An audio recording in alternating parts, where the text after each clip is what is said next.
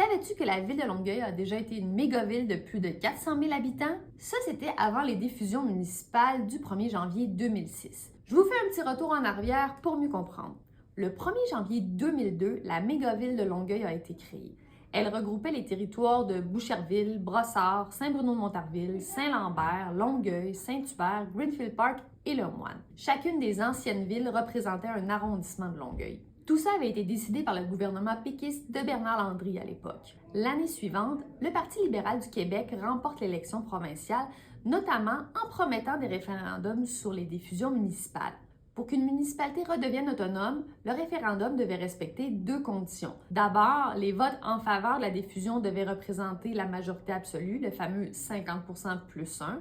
Mais les votes en faveur de la diffusion aussi devaient représenter un minimum de 35% des personnes habiles à voter.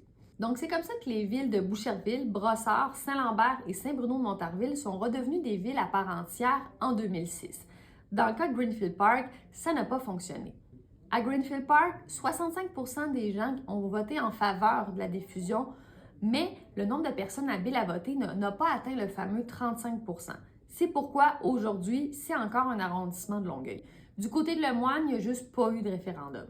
Aujourd'hui, la ville de Longueuil a une population d'environ 270 000 personnes.